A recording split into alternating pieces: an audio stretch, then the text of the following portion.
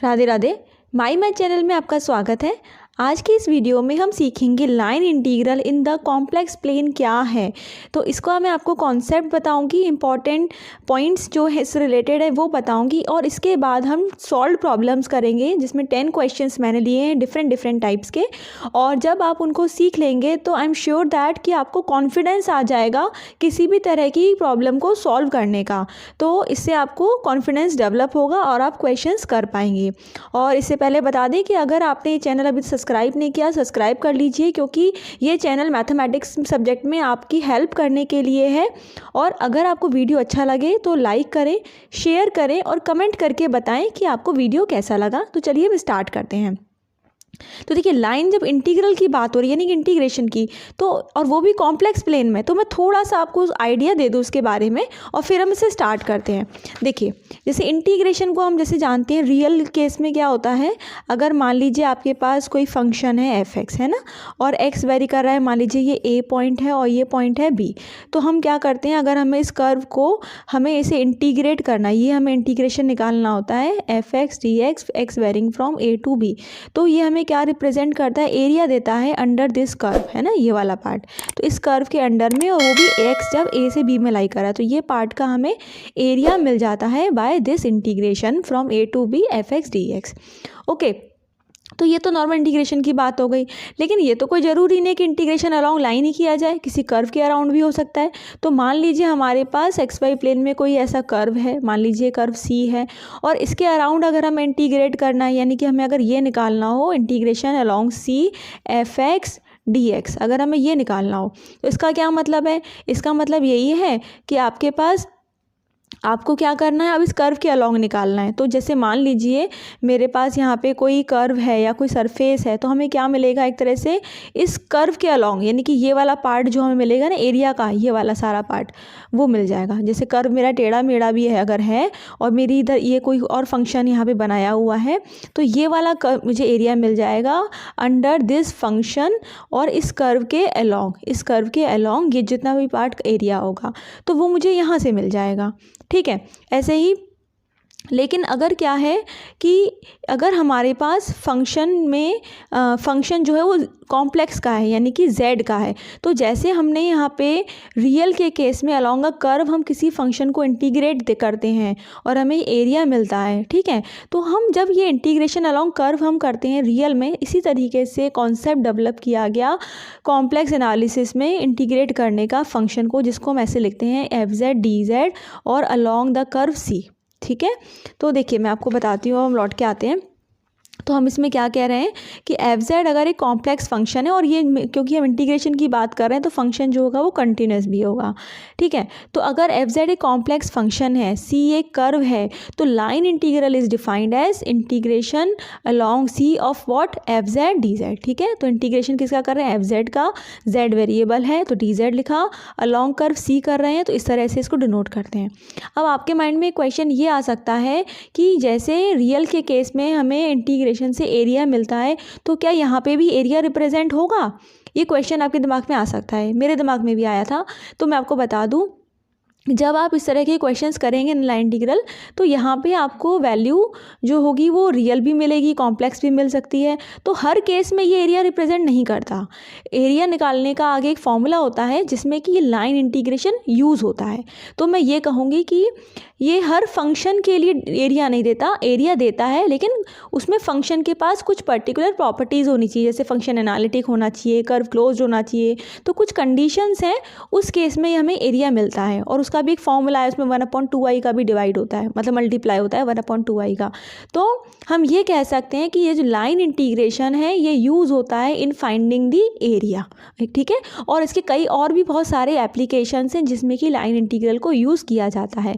तो अभी हम जब सीखेंगे लाइन इंटीग्रल, हम किसी भी कर्व के अलोंग फंक्शन को इंटीग्रेट करेंगे। अब अभी के जो कर्व है वो कई तरह के हो सकते हैं, कि लीनियर भी होते हैं, क्लोज्ड भी होते हैं, तो वो मैं आपको बताऊंगी कि डिफरेंट टाइप के कर्व्स के लिए हम इसे कैसे इंटीग्रेट करेंगे। और फिर आगे इसके बाद लाइन इंटीग्रल आगे जो टॉपिक है उसमें इंटीग्रल थ्योरम्स भी हैं जो कि आपको हेल्प करती हैं इस तरह के इंटीग्रेशन को सॉल्व करने में। ठीक है, तो चलिए हम समझते हैं पहले। तो अभी तक बस मैंने आपको ये बताया कि लाइन इंटीग्रल को हम इस तरह से डिनोट करते हैं। अब इसके बारे में मैं कुछ पॉइंट्स बताना चाहूँगी। वो ये हैं कि अगर सी जो है कर्व है जो कि जॉइन कर रहा है किसी पॉइंट ए को बी से, ठीक है, तो हम इसको ऐसे ही जो लिखा है इंटीग्रल, लाइन इंटीग्रल, हम इसको इस तरह से लिख लेते हैं कि integration of f z d z from a to b. मान लीजिए कर्व अगर मेरा ये है, ये पॉइंट ए है और ये पॉइंट बी है, तो हम यहाँ से यहाँ तक इंटीग्रेट करें तो हम लिमिट लगा देंगे ए से बी, जहाँ पे z वेरी कर रहा है ए से बी, ठीक है। अब अगर सी जो है क्लोज्ड कर्व हो तो हम इस लाइन इंटीग्रल को इस तरह से डिनोट करते हैं, मतलब यहाँ पे एक सर्कल लगा देते हैं।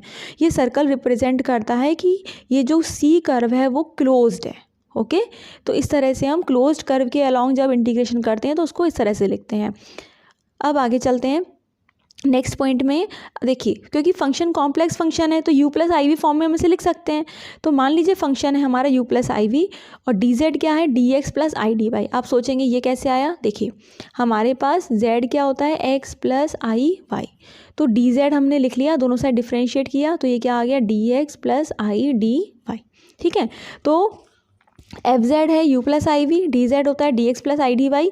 तो हमें इसे इंटीग्रेट करना है तो एफ जेड की जगह हम लिखेंगे u प्लस आई वी और डी जेड की जो वैल्यू है वो लिख देंगे। तो जब हम क्वेश्चंस करेंगे ना तो हम गिवन फंक्शन को लिखेंगे और डी जेड की जगह हमेशा ये पुट करेंगे, ओके।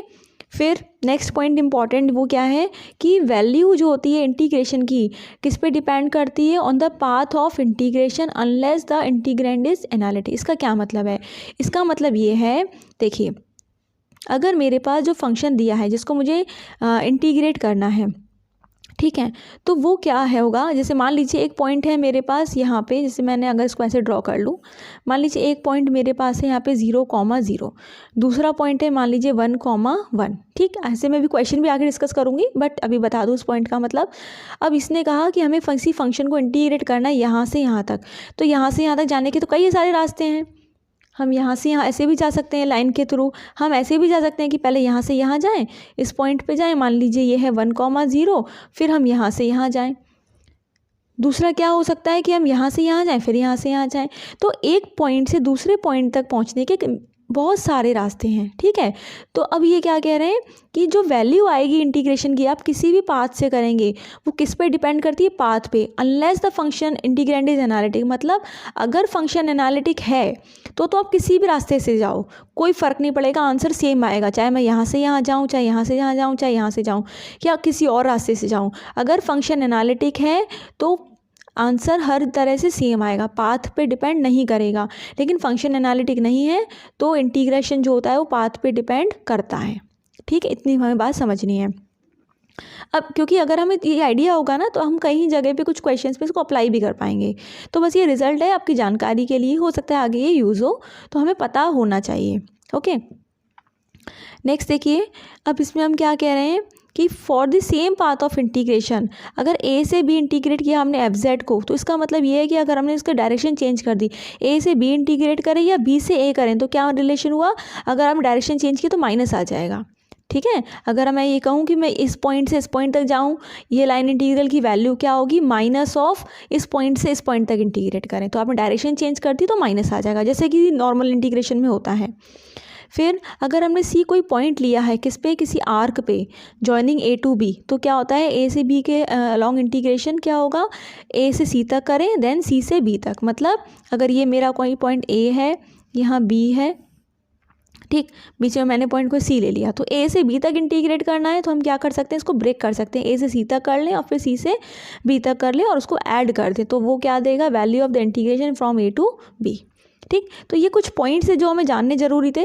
अब हम देखिए आगे क्वेश्चंस करने जा रहे हैं। इसमें भी है ना, मैंने 10 प्रॉब्लम्स ली हैं आपके लिए, जिससे आपको कॉन्सेप्ट क्लियर हो। तो मैं आपको यहाँ बता देती हूँ कि जो मैंने 10 प्रॉब्लम्स ली हैं ना, उसको मैंने 2 कैटेगरीज में डिवाइड किया है, 2 कैटेगरीज में। 6 प्रॉब्लम्स मैंने वो ली हैं जो कि बेस्ड हैं कार्टेशियन कोऑर्डिनेट्स पर, based on Cartesian coordinates. Cartesian coordinates मतलब जो एक्स वाई वाले कोऑर्डिनेट्स होते हैं, है ना, कार्टेशियन कोऑर्डिनेट्स यानी कि एक्स वाई, ठीक। और 4 प्रॉब्लम्स ऐसी ली हैं जो कि किस पर बेस्ड हैं, बेस्ड ऑन पोलर कोऑर्डिनेट्स, यानी कि आर थीटा के टर्म्स में। तो आपको उसे सीखने को मिलेगा कि किस तरह के क्वेश्चंस में हमें पोलर लेना लेता है कोऑर्डिनेट्स और किस तरह के प्रॉब्लम्स में हमें कार्टेशियन कोऑर्डिनेट्स लेने होते हैं। ठीक है, तो इस तरह से 2 कैटेगरीज में हमने प्रॉब्लम्स को डिवाइड किया है और अब हम उनको सीखेंगे और हमने डिफरेंट टाइप्स को लिया है क्वेश्चंस को। तो चलिए हम स्टार्ट करते हैं। देखिए फर्स्ट क्वेश्चन है हमारा, evaluate 0 to 1 + i x² - iy dz along the path is. 2 तरह के पाथ दिए हैं, हमें से इंटीग्रेट करना है। तो पहले समझ लेते हैं क्या दिया हुआ है। देखिए मैंने आपसे कहा था जिसको इंटीग्रेट करते हैं हम, तो हम पहले x² - iy फंक्शन तो ऐसे ही लिखा हुआ है, dz को हमने लिख लिया dx + i dy। ठीक, तो हमें पहले इसकी बात करनी है y = x² की। तो हमें y = x² दिया है। हमेशा जब भी आप इंटीग्रेट करेंगे तो आप देखेंगे आपको कर्व क्या दे रखा है। कर्व आपकी हेल्प करेगा इंटीग्रेट करने में, वही बताएगा कि आपको कैसे इंटीग्रेट करना है, किसके अलॉन्ग करना है। तो पहले हमें क्या था, ये कर्व दे रखा था तो मैंने y = x² लिखा, इसको डिफ्रेंशिएट किया तो dy = मिल गया 2x dx। ओके, ये आ गया। अब क्या हो रहा है कि y तो x के टर्म में आ गया, जहाँ y है वहाँ x आ जाएगा, dy की जगह x आ गया। तो मतलब ये पूरा का पूरा फंक्शन जो है हमारा किस में कन्वर्ट हो जाएगा, x के टर्म में। ठीक है, dy में भी x आ गया, तो ये तो सब x में कन्वर्ट हो जाएगा। तो x में कन्वर्ट होगा, इसका मतलब x की लिमिट पता होनी चाहिए। तो x की लिमिट क्या आएगी, देखिए वो हमने कैसे निकाली है, यहाँ पर मैं समझा दूँ। पॉइंट क्या दिया है, 0 और 1 + i। 0 का मतलब ये 0, मतलब इसके कोऑर्डिनेट क्या होगा, 0, 0। दूसरा पॉइंट दिया है 1 + i। 1 + i का मतलब है 1, 1। 1, 1 कैसे है, देखो 1 + i को हम ऐसे तो लिखते हैं 1 + i × 1, मतलब x + i y से कंपेयर करो तो x हो गया 1, i × 1 तो y कितना हो गया 1, है ना। तो ये x होता है, ये y होता है, तो इसीलिए हमें कोऑर्डिनेट क्या मिल गया, x 1 और y भी 1। तो ये पॉइंट किसको करेस्पॉन्ड कर रहा है, 1, 1 को। तो हमें इंटीग्रेट करना है 0 से 1 + i। तो 0 मतलब 0, 0 और 1 + i मतलब 1, 1। तो 1, 1 और 1 मतलब यहाँ कहीं मिलेगा 1, 1। ठीक है, तो इसने क्या कहा है हमें, ये क्या इसकी क्वेश्चन है, पैराबोला की। तो मतलब इस तरह से बनेगा ये। तो इस पॉइंट से इस पॉइंट तक जाना है अलॉन्ग दिस पैराबोला। ठीक, तो ये हमें y दिया था, dy आ गया, क्योंकि अब x में कन्वर्ट हो गया तो हमें x की लिमिट चाहिए। तो हमने देखा कि यहाँ से यहाँ जा रहे हैं तो x कोऑर्डिनेट कहाँ से कहाँ तक वेरी कर रहा है। तो यहाँ देखो x कोऑर्डिनेट 0 है और यहाँ x कोऑर्डिनेट कितना है आपका 1। ठीक है, तो यहाँ 0 है और यहाँ तक जा रहे हैं तो उसका x कोऑर्डिनेट कितना है 1। तो x वेरी कर रहा है 0 से 1 तक। तो आपको सिर्फ x कोऑर्डिनेट देख लेना है इसका, तो इसीलिए हमने x की लिमिट लिख दी 0 से 1। ठीक है, अब इस फंक्शन में हमने सब में वैल्यूज़ रख दी। तो क्या किया, x² - i, y की वैल्यू x² रख दी, dx + i, dy की वैल्यू कितनी मिली थी हमें 2x dx, तो हमने ये रख दी। अब इसमें सिंप्लीफाई करना है, बस हमें मल्टीप्लाई करना है। तो पहले मैंने यहाँ पे x² कॉमन ले लिया तो 1 - i आ गया, इसमें से dx कॉमन ले लिया तो यहाँ बचा 1, यहाँ बचा 2xi। ठीक है, अब कांस्टेंट है 1 - i, बाहर निकाल दिया तो ये क्या आ गया, x² 1 + 2xi। इसका ऐसे मल्टीप्लाई कर देंगे तो हमें ये मिल गया x² + 2x³ dx। ठीक है, इसको इंटीग्रेट कर लेंगे तो x² का इंटीग्रेशन आ गया x³/3 और 2 एज इट इज़ रहा, x³ का आ गया x⁴/4, i as it is रहा। हमने लिमिट पुट कर दी, लिमिट पुट की तो 1 पुट किया, यहाँ 1/3 आ गया, ये 1 हो गया तो 1/2 आ गया, और i था तो i आ गया। 0 पे तो ये 0 हो ही जाएगा। तो इसीलिए हमें इस तरह से ये मिला, और हमने जब इसका मल्टीप्लाई किया 1 - i का तो सिंप्लीफाई करके हमें ये आंसर मिल गया। तो इसमें हमें ध्यान क्या देना है, बहुत इम्पॉर्टेंट, वो ये कि हमें सबसे पहले पाथ देखना है और किसी एक वेरिएबल में कन्वर्ट करना है। अब यहाँ पे y = x², आप कहेंगे कि y की वैल्यू क्यों रखी, x की क्यों नहीं रखी। अगर हम x की वैल्यू यहाँ से निकालते तो क्या आता, x अंडर रूट में आता, फिर डिफ्रेंशिएट करते तो क्या आता, dx = कुछ ऐसे आता 1/2 और y की पावर -1/2 dy। तो हम क्यों नेगेटिव पावर और क्यों अंडर रूट से डील करें, है ना। तो काम वो करें जो आसान हो और सही हो जाए। तो बेटर है जो हमें जिसकी पावर कम दी हो ना उसको लिखा जाए, उसकी वैल्यू ली जाए। तो y की पावर कम है 1 है तो y की वैल्यू x² हम सीधे पुट कर लें, ताकि अंडर रूट का या नेगेटिव पावर्स का कोई झंझट ना पड़े। ठीक है, अब इसी तरीके से सेकंड पार्ट दिया है x equal to y square, उसको मैं शॉर्ट में बता देती हूँ। तो x equal to y square है तो आपको समझ में आ रहा होगा कि x की जगह तो हमें वाई स्क्वायर हमें रखना होगा, तो dx की क्या आ जाएगा 2y dy, है ना। तो देखो यहाँ पे मैंने लिखा है x की जगह वाई स्क्वायर, dx आ गया 2y dy। अब क्योंकि y में कन्वर्ट हुआ है तो y की लिमिट देखनी है, तो इसी फिगर से आप y की लिमिट देख लीजिए। जब ये यहाँ से यहाँ तक जा रहा है तो y कोऑर्डिनेट कहाँ से कहाँ तक जा रहा है, यहाँ से यहाँ तक। y तो ये वेरी कर रहा है ना यहाँ से यहाँ तक, तो y कोऑर्डिनेट यहाँ कितना है 0 है ये वाला, और y कोऑर्डिनेट यहाँ कितना है इसके करस्पॉन्डिंग 1, तो y वेरी कर रहा है 0 से 1। ठीक है, तो y की लिमिट आ गई 0 से 1। तो हमने क्या किया, इस i वाले में हमने y की जगह x की जगह वाई स्क्वायर रख दिया यहाँ पे, तो y की पावर 4 बन गया। dx की जगह ये रख दिया 2y dy, तो ये टर्म आ गई हमारे पास। फिर हमने इसको मल्टीप्लाई किया, सिंप्लीफाई करके इंटीग्रेट किया, और इंटीग्रेट करके लिमिट लगा के हमें ये आंसर मिल गया। आप इसे खुद करके देखिएगा तो आपको कॉन्फिडेंस आएगा और आप सीख पाएंगे। ठीक है, तो इस तरह का हमने एक क्वेश्चन लिया जिसमें कि हमें पाथ गिवन था और हमने उसको 1 वेरिएबल में कन्वर्ट करके इंटीग्रेट किया। ओके, चलिए अब आगे चलते हैं नेक्स्ट क्वेश्चन की तरफ। नेक्स्ट क्वेश्चन देखिए है आपके पास, आपसे कहा जा रहा है इवैल्यूएट करो इस इंटीग्रेशन को। अब इसमें क्या कहा है, along the straight line from z equal to 0 to 1 plus I. यहाँ लैंग्वेज में लिखा है जैसे वहाँ पे भी लिखा था, और या लिमिट भी दे रखी है, तो 0 से 1 प्लस आई। ये तो उसी तरह का पॉइंट है जैसे पीछे लिया था हमने 0 और ये हो गया 1,1। तो यहाँ पे मान लीजिए ये 0 0 और ये 1,1। अब इसने क्या कहा, स्ट्रेट लाइन है ना। पिछले वाले में अब देखिए आपको पाथ दे रखा था y equal to x square या x equal to y square, यहाँ इसने खुद कह दिया स्ट्रेट लाइन। तो हमें इक्वेशन नहीं दे रखी है, इक्वेशन हमें खुद लिखनी है। तो 0 0 को 1,1 से जब ज्वाइन करेंगे तो इक्वेशन क्या होगी, वैसे तो इक्वेशन बहुत आसान है, ये होगी y इक्वल टू एक्स, लेकिन आप सोचेंगे ये कैसे लिख दिया, है ना।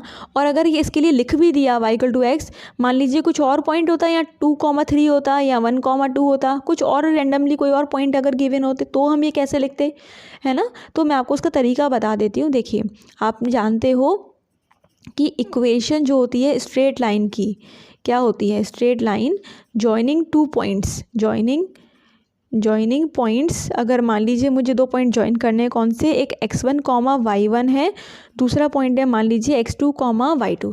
अब इन दोनों को जॉइन करती हुई लाइन की इक्वेशन मुझे लिखनी है, तो वो क्या होती है, y minus y1 equal to y2 minus y1 upon x2 minus x1 और ब्रैकेट में x माइनस x1।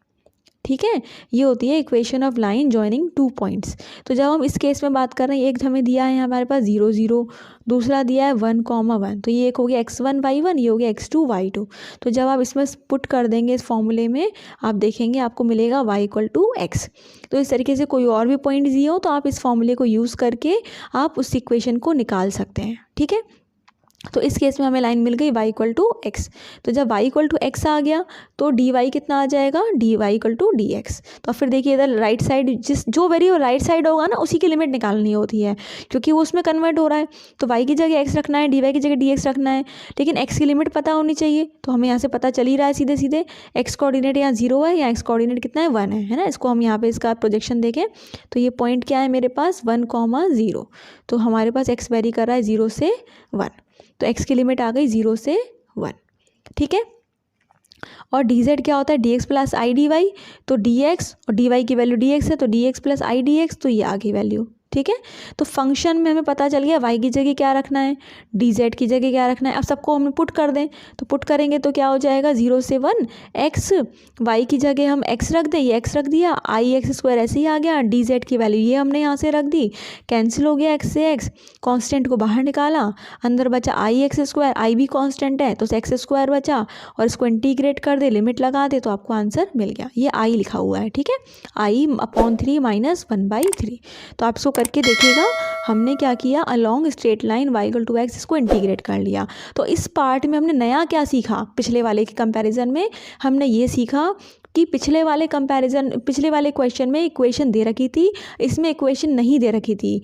दूसरी बात, इसने कहा था स्ट्रेट लाइन की इक्वेशन निकालो, तो हमने सीखा कि अगर जब 2 पॉइंट्स के लिए बात की जाएगी स्ट्रेट लाइन पाथ की, तो हम इस इक्वेशन को यूज़ करके उस स्ट्रेट लाइन की इक्वेशन निकालेंगे, और फिर मेथड वही है जो पिछले क्वेश्चन में था। ओके, अब देखो, अब आगे सेकंड पार्ट को देखते हैं। थोड़ा सा इसमें देखो अलग है, सेकेंड पार्ट क्या कह रहा है कि along the imaginary axis from z equal to 0 to z equal to i and then along a line parallel to real axis from z equal to i to i+1। ठीक है, तो 0 से i कहा जा रहा है, तो उसका क्या मतलब हुआ, देखो 0 तो यही होता है, i का मतलब क्या होता है, ये पॉइंट है यहाँ पे i। ठीक है, क्यों है ये, क्योंकि i का मतलब क्या है 0 + 1 इंटू आई है ना, तो 1 इंटू आई, इसका मतलब कोऑर्डिनेट क्या देगा ये 0,1। ठीक है, 0,1, तो 0,1 तो यहीं पे होता है ना, तो इसीलिए ये i है। तो i किसको करेस्पॉन्ड करता है, पॉइंट को 0,1 को। तो हमसे कहा जा रहा है 0 से i, क्या कहा जा रहा है 0 से i। ठीक, उसके बाद क्या कह रहा है i से 1 + i है ना, तो i तो ये हो गया, 1 + i तो वही होता है 1,1 जो बताया था। तो इसका मतलब इसने कहा कि अब आपको यहाँ से यहाँ तो पहुँचना है, लेकिन कैसे पहुँचना है, पहले आप यहाँ से यहाँ जाओ i तक, फिर i से 1 + i। ठीक है, तो यहाँ से यहाँ पहुँचने के लिए ये वाला पाथ है, इसको नाम हमने दिया o और इसको a और इसको b, तो o से a तक जाना है, फिर a से b तक जाना है। ठीक है, तो हम क्या करेंगे, पहले o से a तक इंटीग्रेट करके निकालेंगे आंसर, फिर a से b तक निकालेंगे लाइन इंटीग्रल और दोनों को ऐड कर देंगे, तब हम o से b तक का हमारे पास आंसर आएगा। तो हमने क्या किया, अलोंग OA की बात करें, जब भी आप लाइन इंटीग्रल करेंगे, मैं आपको फिर से कह रही हूँ, आप पहले देखिए कर्व की इक्वेशन क्या दे रखी है। ठीक है, तो इसने इक्वेशन इसमें भी नहीं दी, इसने कहा कि यहाँ से यहाँ तक जाना है, रास्ता बता दिया, लेकिन वो रास्ता क्या है एग्जैक्टली, उसकी इक्वेशन क्या है वो नहीं बताई, वो हमें खुद लिखनी है। तो अब देखिए इसकी इक्वेशन क्या आ जाएगी आपकी, ये है आपकी अलोंग OA, ये है आपकी वाई एक्सिस की इक्वेशन क्या होती है, x इक्वल टू 0। तो जब x इक्वल टू 0 है तो x इक्वल टू 0 का मतलब क्या है, dx हो गया 0। ठीक है, अब हमें y को देखना है, y यहाँ से वेरी कर रहा है, तो देखो 0, इसके कोऑर्डिनेट तो 0 0 हैं, इसके कोऑर्डिनेट 0,1 है, तो क्या वेरी कर रहा है y, कहाँ से कहाँ तक, 0 से 1 तक, तो y की लिमिट हो गई 0 से 1। ठीक, तो dx ये आ गया। अब dz क्या होता है, मैंने आपको बताया था ना, dz क्या होता है, ये जैसे ऊपर लिखा हुआ है dx + i dy, और dx 0 हो चुका है, तो dz कितना आ गया i dy। ठीक है, तो dz भी निकाल लिया। अब इसमें हमने इंटीग्रेशन पुट कर दिया, तो अलोंग OA बात कर रहे हैं इसलिए मैंने इसको i1 कह दिया, और क्या वैल्यू आ गई, लिमिट लगा दी हमने 0 से 1, और फंक्शन क्या था हमारा, फंक्शन ये था, इसमें x को जब हम 0 रख देंगे तो क्या बचेगा, सिर्फ वाई माइनस का y बचेगा, तो माइनस का y हमने लिख लिया यहाँ पे, और dz की वैल्यू क्या बचेगी, dz की वैल्यू हमारे पास आ गई यहाँ पे i dy, तो वो रख दिया हमने। ठीक है, और इसको इंटीग्रेट करके -i/2 आ गया। इसी तरीके से हमने अलोंग AB किया, तो जब अलोंग हम AB बात करेंगे तो देखिए आपके पास AB की अलोंग इक्वेशन पता होनी चाहिए। अब ये जो इक्वेशन है ये किसकी है, इसकी इक्वेशन क्या है लाइन की, y इक्वल टू 1। कैसे देखेंगे, यहाँ कोऑर्डिनेट है 0,1, यहाँ कोऑर्डिनेट है 1,1, तो फिक्स क्या है, y फिक्स है ना, तो इसकी इक्वेशन क्या हो गई, y इक्वल टू 1। देखने का तरीका क्या होता है, आप ये देख लो फिक्स कौन सा है, तो y कोऑर्डिनेट फिक्स है और कितना फिक्स है 1, तो इक्वेशन क्या हो गई y इक्वल टू 1। तो जब y 1 है तो dy कितना हो गया 0, क्योंकि कॉन्स्टेंट का डिफ्रेंसिएशन 0 होता है, तो dy कितना आ गया 0। अब देखना है हमें x कहाँ से कहाँ तक वेरी कर रहा है, क्योंकि y फिक्स हो चुका है तो x तो वेरी करेगा, तो x है यहाँ पे कोऑर्डिनेट 0, यहाँ है 1, तो x वेरी कर रहा है 0 से 1 तक, तो x की लिमिट हो गई 0 से 1। ठीक है, और dz निकालना है, तो dz क्या होता है, dx + i dy, और dy तो 0 है, तो ये आ गया dx। ओके, अब फंक्शन जो हमें दिए रखा था उसमें हमने y की जगह 1 पुट कर दिया, ये जो हमें फंक्शन दिया था ना इसमें y को 1 पुट किया, तो x - 1 हो गया यहाँ पे, और प्लस i(x²) हो गया, ये देखिए ये आ गया। dz की वैल्यू ऑलरेडी dx हम निकाल चुके हैं, x की लिमिट 0 से 1 निकाल चुके हैं, इंटीग्रेट करके लिमिट लगा देंगे, आपको आंसर मिल गया। लेकिन अभी हमारा काम खत्म नहीं हुआ, हमने दोनों पाथ के अलोंग अलग अलग निकाल लिया, तो अब हमें इनको ऐड भी करना होगा, तो जब हम इनको ऐड कर देंगे तो फाइनल आंसर हमें मिल जाएगा i1 + i2 से। तो देखिए हमें आंसर क्या मिला, इससे हमें आंसर मिला i equal to i1 + i2, दोनों को ऐड कर दिया तो ये हमें आंसर मिल गया। ओके, अब आगे चलते हैं। अब देखिए इसमें एक और पार्ट दे रखा था कि along real axis from 0 to 1, पिछले वाले पार्ट में इसने क्या कहा था हमसे कि पहले 0 से i तक जाओ, फिर i से यहाँ तक जाओ 1, 1 तक, है ना। अब इसमें क्या कह रहा है, पहले 0 से 1 तक जाओ और फिर 1 से 1 + i पे। तो हमने क्या किया, डायग्राम ड्रॉ कर लिया। 0 से 1 पे जाना है तो ये 0 है, ये 1 है, 1 मतलब 1, 0, 0 मतलब 0, 0। तो पहले यहाँ से यहाँ जाना है और फिर यहाँ से हमें जाना है 1 + i यानी कि 1, 1। तो अब इसने क्या किया, पाथ चेंज कर दिया, ठीक है। मतलब फर्स्ट पार्ट ने इससे पाथ कहा ये वाला y = x वाला, सेकंड में यहाँ से जा रहा है, थर्ड में ये वाला पाथ, तो पाथ चेंज कर रहे हैं। तो जब ये वाला पाथ लिया तो हम पहले इस पॉइंट से इस पॉइंट तक हम इंटीग्रेट करेंगे a तक, जिसको मैंने a नाम दिया, फिर इसके बाद a से b तक इंटीग्रेट करेंगे। ओके, तो देखिए अब हमें क्या मिलेगा। तो हमने पहले लिया अलॉन्ग OA, तो अलॉन्ग OA फिर से मैं वही कहूँगी कि पहले हमेशा कर्व की इक्वेशन लिखें। तो इसकी इक्वेशन क्या होगी, इसकी इक्वेशन होगी y = 0। अगर आपको नहीं भी याद आए कि y = 0 लें, x = 0 लें, तो सरल तरीका क्या है समझने का, जैसे कि मैंने बताया, आप कोऑर्डिनेट्स देखो फिक्स क्या है। आप देखो यहाँ लिखा है 0, 0, यहाँ लिखा है 1, 0, तो सेम कौन है, y यहाँ पे भी 0 था, यहाँ पे भी 0 था। तो जो फिक्स रहेगा वही वहाँ से आप पता कर लेते हैं कि क्या आएगी वैल्यू। तो y कोऑर्डिनेट फिक्स है और वो कितना है, 0, तो हम लेंगे इक्वेशन y = 0। ठीक है, आपको पता है ऑलरेडी कि x एक्सिस की इक्वेशन y = 0 होती है, तो बहुत अच्छी बात है। तो y = 0 हो गया, तो जब y 0 है तो dy 0 हो गया। ठीक है, अब हमें देखना x कोऑर्डिनेट कहाँ से कहाँ तक वेरी कर रहा है। तो आप देख रहे हो यहाँ ये 0 है और यहाँ पे x कोऑर्डिनेट 1 है, इसका मतलब x की लिमिट हो गई 0 से 1, इसका वेरिएशन है 0 से 1। ठीक है, अब dz की वैल्यू निकालनी है। तो dz क्या होता है, dx + i dy, और dy 0 है तो dz आ गया dx के बराबर। ठीक है, अब जो फंक्शन हमें दिया था उसमें हमने y की जगह 0 पुट कर दिया, तो आपको ये मिल जाएगा, है ना, और हमने इसको इंटीग्रेट कर लेंगे तो आंसर आ जाएगा। तो इस तरह से हमने 3 अलग अलग पाथ के लिए हमने लाइन इंटीग्रल की वैल्यू निकाली है। ठीक है, अब आप सोचेंगे कि क्या ज़रूरत थी अलग अलग निकालने दी, ज़रूरत तो इसीलिए थी क्योंकि क्वेश्चन में पूछा गया था, है ना। लेकिन आप एक चीज़ यहाँ नोटिस कर सकते हो कि अलग अलग पाथ के लिए वैल्यू जो आई है ना वो अलग आई है।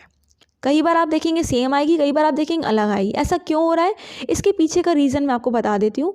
जो मैंने आपको फर्स्ट पेज पे अभी बताया था ना कि फंक्शन का ये जो इंटीग्रेशन जो है, ये लाइन इंटीग्रल, ये पाथ पे डिपेंड तब करेगा जब एनालिटिक नहीं होगा। तो इस क्वेश्चन में आप देख सकते हो, हालांकि इसकी ज़रूरत नहीं है बट फॉर दी नॉलेज हमें पता होना चाहिए, ये फंक्शन जो है ना एनालिटिक नहीं है। ठीक है, आप इसको चेक करके देख लीजिएगा एनालिटिक कैसे चेक करते हैं। मैंने आपको सिखाया था पिछले वीडियो में, जिसमें सेकंड वीडियो जो था, सेकंड नंबर वाला वीडियो, तो उसमें मैंने बताया था कि हम कॉशी-रीमान इक्वेशन चेक करते हैं और कंटिन्यूटी देखते हैं डेरिवेटिव्स की। तो आप अगर वहाँ से देखोगे ना तो ये फंक्शन एनालिटिक नहीं है। तो जब फंक्शन एनालिटिक नहीं होगा तो ये पाथ पे डिपेंड करेगा, आप पाथ चेंज कर दोगे आंसर अलग अलग ही आएगा। ठीक है, और यहीं आपको कोई एनालिटिक फंक्शन दे दिया जाता ना, आप कितने भी पाथ चेंज कर लो आंसर हमेशा आपको सेम मिलता। ठीक है, तो ये हमारी अपनी एनालिसिस के लिए, अपनी सीखने के लिए। ठीक, हालांकि इस क्वेश्चन में एनालिटिक का लेना देना नहीं है, बट आपको अपनी नॉलेज के लिए आप सीख सकते हो। और एनालिटिक फंक्शन आप जानते ही नहीं है तो उसको जानने के लिए आप वीडियो देख लीजिएगा, मैं प्लेलिस्ट का लिंक जो है डिस्क्रिप्शन में दे दूँगी। ठीक है, अब आगे चलते हैं। देखिए अब नेक्स्ट क्वेश्चन की तरफ पढ़ते हैं।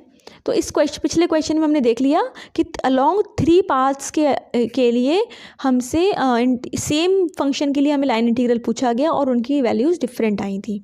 ठीक है, अब यहाँ पे मैंने अलग तरह की एक प्रॉब्लम कंसीडर की है। इसमें कहा जा रहा है इसे एवेलुएट करिए along the straight line 1 - i to 2 + i। ये मैंने क्यों लिया है, क्योंकि थोड़ा अलग पॉइंट है। तो उसका मतलब क्या है, स्ट्रेट लाइन, अब मैंने आपसे कहा भी था कि अगर 2 पॉइंट्स अगर कहे जाएं तो आप फॉर्मूला यूज़ करेंगे ये वाला जो मैंने आपको पिछले क्वेश्चन में बताया। ठीक है, तो यहाँ पे आपको बताने के लिए लिखा गया है formula for the line joining 2 points. Okay, तो अब हमें यह देखना है यहाँ पॉइंट क्या दिया है, 1, 1 - i। 1 - i किसको करेस्पॉन्ड करेगा, ये 1 - i का मतलब है 1, -1। ठीक है, क्यों है मैं फिर से बता दूँ, 1 - i का मतलब क्या हो गया, 1 + -1 i। तो ये हो गया x कोऑर्डिनेट, ये हो गया y। ठीक है, क्योंकि हम इसे कंपेयर करते हैं इससे x + i y से। ठीक है, तो x कोऑर्डिनेट 1 मिला, y कोऑर्डिनेट -1 मिला, तो 1, -1 हो गया। ये कौन सा पॉइंट हो गया, 2, 1, 2, 1 हो गया। इनको जॉइन करने वाली लाइन की इक्वेशन हम इस फॉर्मूले से निकाल लें। तो ये हो गया x1, ये हमने हो गया y1, ये हो गया x2, ये हो गया y2। तो जब इक्वेशन निकाली फॉर्मूले में पुट करके तो क्या मिली, y = 2x - 3। ठीक है, तो पाथ पता चल गया।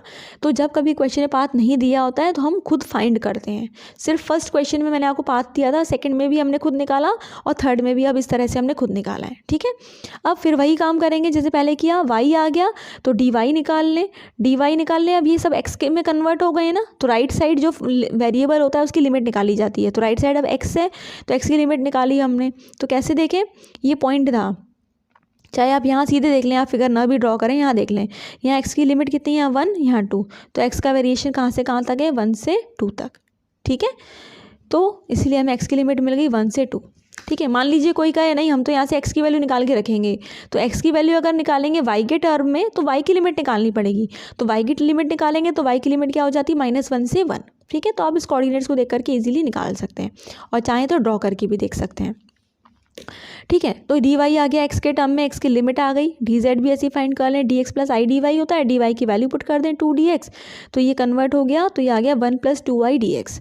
तो अब हमारे पास फंक्शन जो था वो दिया था 2x + iy + 1, ये हमें क्वेश्चन में आपको फंक्शन दे रखा था ये वाला। ठीक है, तो इसको में हम जब वैल्यू पुट कर रहे हैं तो देखिए अब क्या मिल जा रहा है हमें, पुट किया हमने तो ये आ गया हमारा x के टर्म्स में। ठीक है, तो अब हमारे पास क्वेश्चन ये गिवन था, तो अब हमें इसे इंटीग्रेट जब हम करेंगे तो सिंपल क्या करना है, इसको हमने रखा, इसकी वैल्यू हमें ऑलरेडी ये मिल चुकी है, इसकी वैल्यू पुट कर दी। फिर dz हमारा ये आ चुका है ऑलरेडी, ये रख दिया। फिर इसके बाद इसका हमने क्या किया, सीधे इंटीग्रेशन कर दिया। क्यों, देखो मल्टीप्लाई नहीं किया मैंने, क्योंकि 1 + 2i तो कांस्टेंट है, इसमें x तो है नहीं, तो ये तो ऐसे ही बाहर आ गया, सिर्फ इसको इंटीग्रेट करना पड़ा। ठीक है, जब आप ध्यान से करेंगे ना तो ये बहुत ही आसान इंटीग्रेशन है। बस आपको हो सकता है लगे कि ये बहुत कॉम्प्लिकेटेड सा हो रहा है, लेकिन बहुत ही ज़्यादा आसान है। कैसे, हमें 1 + i को और 2 को तो एज इट इज़ रखना है, सिर्फ x को इंटीग्रेशन करना है। तो x का इंटीग्रेशन क्या होता है, x² 2 से 2 कैंसिल हो गया, 1 + i एज इट इज़ आ गया। 3i कांस्टेंट का इंटीग्रेशन करते हैं तो उसमें x आ जाता है, तो 3i तो एज इट इज़ आ गया माइनस का, सिर्फ एक x आ गया, क्योंकि 1 का इंटीग्रेशन x होता है। फिर यहाँ 1 है तो 1 का x हो गया, लिमिट लगा दी 1 से 2, तो इसमें लिमिट हमने अप्लाई की, तो पहले अपर लिमिट पुट कर दी, तो मैंने डायरेक्ट कर दिया एक्चुअली। जब 2 पुट किया तो क्या हो जाएगा 4, और जब 1 पुट होगा तो 1 होगा, तो 4 - 1 3, तो मैंने डायरेक्ट लिख दिया है 3, मतलब upper limit minus lower limit की जो वैल्यू आई वो मैंने डायरेक्ट यहाँ लिख दी। फिर यहाँ किया 2 और फिर यहाँ पे 1 रखेंगे तो 1, तो 2 - 1 1, तो -3i आएगा। ऐसे इसमें रखेंगे 2 और फिर 1 रखेंगे तो 2 - 1 1, तो सीधे 1 ही आ गया। ठीक है, आप अलग अलग भी कर सकते हैं, मैंने सीधे upper limit minus lower limit करके जो वैल्यू आएगी सीधे वही लिख दी है, जिससे टाइम बचे। फिर बस इसको मल्टीप्लाई कर दिया इस 1 + i का अंदर, और सिंप्लीफाई थोड़ा किया तो आ गया 4 + 8i। ठीक है, तो आप इसे करके देखिएगा।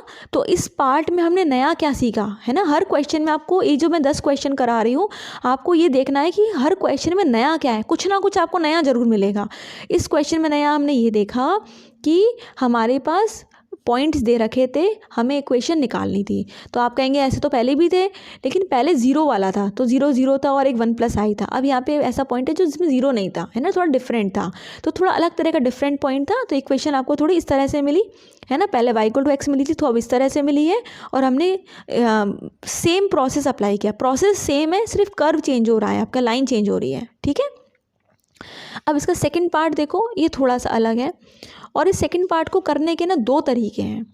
ठीक है, मैं आपको दोनों ही बता देती हूँ। ठीक है, तो क्या है वो तरीके, देखिए इसमें इसने कहा है कि इसको एवेलुएट करो अलोंग x = t + 1, और दूसरा दिया y = 2t² - 1। ठीक है, तो अब इसका पहला तरीका क्या है, पहला तरीका क्या है, x दिया है, y दिया है, दोनों ही t के टर्म में है। ठीक है, तो dx निकाला तो dt आ गया, dy भी t के टर्म में आ गया 4t dt, तो सब कुछ t में कन्वर्ट हो गया। इसका मतलब हमें t की लिमिट चाहिए, है ना, तो हमारा पूरा फंक्शन t में कन्वर्ट हो जाएगा, तो हमसे t के रेस्पेक्ट में इंटीग्रेट कर लेंगे, पर t की लिमिट तो पता हो। तो अब क्या करें, हम क्या करें, देखो हमारे पास ये पॉइंट दे रखे थे, ये कहाँ से आए पॉइंट, क्योंकि क्वेश्चन में दिया था ना कि आपको यहाँ से यहाँ तक इंटीग्रेट करना है, तो हमें दिया था, तो अब ये पॉइंट्स हमें दे रखे थे 1 - i और 2 + i, और मैंने आपको बताया भी था कि 1 - i मतलब 1, -1, और दूसरा जो पॉइंट था उससे मिला 2, 1। ठीक है, तो मैंने वही लिख लिया यहाँ पे। तो अब इसने क्या कहा, यहाँ पे x की लिमिट क्या थी 1 और यहाँ पे कितनी थी 2। ठीक, तो हमने कहा जब x 1 है, जब x इक्वल टू 1 है तो इसमें x 1 रख दें, तो 1 x की जगह 1 रखा तो यहाँ 1 इक्वल टू t प्लस 1 आ गया, तो t की वैल्यू आ गई 0। फिर x इक्वल टू 2 रख दें इसमें, तो 2 इक्वल टू t प्लस 1, तो t की वैल्यू आ गई 1। तो पता चल गया t की लिमिट क्या हो गई 0 से 1, t आ गया 0 से 1। अब आप सोच सकते हैं कि मैम हम x से क्यों निकाल रहे हैं, y से भी तो निकाल सकते हैं। येस, निकाल सकते हैं। कैसे निकालेंगे, देखो अगर मान लो इससे निकालना हो तो y का ऑर्डिनेट कितना दिया है, ये पहली y की लिमिट कितनी है -1, तो यहाँ -1 रख दें, तो -1 इक्वल टू क्या हो जाता है 2t स्क्वायर -1 से -1 कैंसिल, तो 2t स्क्वायर इक्वल टू 0, तो मतलब t की लिमिट कितनी आ गई 0। ठीक, मतलब इसकी लोअर लिमिट से आपको t की लोअर लिमिट मिलेगी, ये याद रखना। इसकी अपर लिमिट से t की अपर लिमिट मिलेगी। तो y की अपर लिमिट कितनी है 1, तो y की जगह जब 1 रखेंगे तो क्या होगा 1 इक्वल टू 2t स्क्वायर -1, इसको उधर ले जाओ, तो 2 इक्वल टू 2t स्क्वायर, 2 से 2 2 1 2 हो जाएगा, तो t स्क्वायर इक्वल टू 1, तो t कितना आ गया, t एक्चुअल में क्या होगा +-1, पर इंक्रीजिंग होगा, 2 से बढ़ेगा, 0 से, मतलब ये 0 था तो 0 से बड़ी वैल्यू मिलेगी अब अपर लिमिट में, तो हम -1 को तो इग्नोर कर देंगे, तो t कितना आ गया 1। ठीक है, तो इस तरह से आप चाहे y की इक्वेशन से निकालें या x वाली से निकालें, पर जो भी करें ध्यान से करें, दोनों से आपको t की लिमिट सेम मिलेगी। ठीक है, अब आगे चलते हैं। तो हमें ये पता चल गया x और y की जगह में क्या पुट करना है, dx dy की जगह पे क्या पुट करना है और t की लिमिट कितनी पुट करनी है। ठीक है, तो अब इसके बाद dz और देख लें, तो dz में dz होता है dx प्लस i dy, और dx dy का पता है हमें, तो हमने पुट कर दिया t के टर्म में जो हमें ये मिली थी वैल्यूज़, है ना, तो हमें मिला 1 + 4ti dt, तो ये पता चल गई dz की वैल्यू। ओके, अब बस फंक्शन में हमने x y की वैल्यू पुट कर दी तो ये आ गया, dz की वैल्यू पुट कर दी तो ये आ गया। ठीक है, फिर मैंने क्या किया कि इसको थोड़ा सा सिंप्लीफाई कर लिया, ये 2t हो गया, है ना, ये 2 हो जाएगा मल्टीप्लाई करके, और ये 1 था तो 3 बन गया, ये 2t स्क्वायर i आ गया, ये माइनस का i आ गया, यहाँ पे ये वाली टर्म थी फर्स्ट। फिर इसका मल्टीप्लिकेशन किया और मल्टीप्लाई करके जब मल्टीप्लाई किया तो ये आ गया, इसमें कुछ टर्म्स ऐड हो गए, जैसे ये 2t था और ये 4t था तो ये 6t बन गया, है ना। इस तरह से ये 2t स्क्वायर था, 8t स्क्वायर है तो 10t स्क्वायर बन गए। तो कुछ एडिशन सब्ट्रैक्शन करके ये मिला और फिर हमने इसको इंटीग्रेट किया। इंटीग्रेशन बहुत आसान है, t का t स्क्वायर बाई 2 हो गया, 3 का 3t हो गया, t स्क्वायर का t क्यूब बाई 3 हो गया। इस तरह से हमने इंटीग्रेट किया, 0 से 1 लिमिट लगा दी, तो ये आंसर हमें मिल गया। ठीक है, तो इस क्वेश्चन में नया क्या है, जब x और y t के टर्म्स में दिए हैं तो हमने dx dy को भी dt में फाइंड किया, dz निकाला, t की लिमिट निकाली और फिर हमने उसको t के रेस्पेक्ट में इंटीग्रेट कर लिया।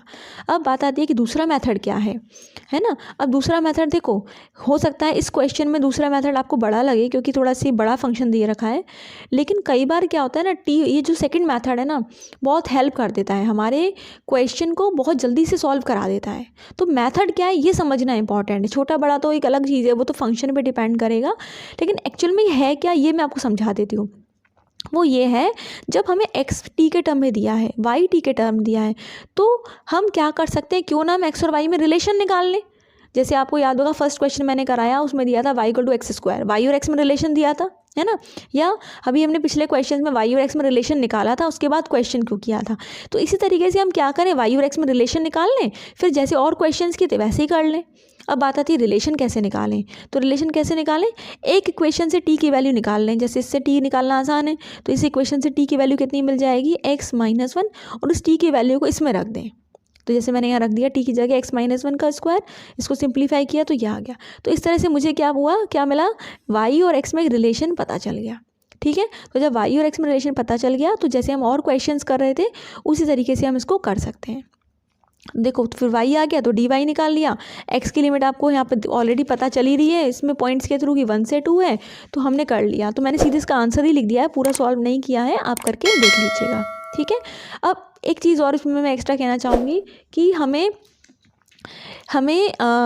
जब सेकंड मेथड आप कह रहे हैं कि कई बार शॉर्ट हो जाता है, तो फर्स्ट की क्या ज़रूरत है, फर्स्ट की ज़रूरत ये है, देखो यहाँ पे तो मैंने t की वैल्यू निकाल ली, x के टर्म में वो पुट कर दी। ठीक है, हो सकता है ये बहुत कॉम्प्लिकेटेड हो, कुछ केसेस में निकालना मुश्किल हो, तो उस केसेस में बेटर है कि हम फर्स्ट वाला तरीका लगाएं। ठीक है, तो ये फंक्शन पे डिपेंड करेगा, जो आपको ये x और y दे रखे हैं उस पर डिपेंड करेगा।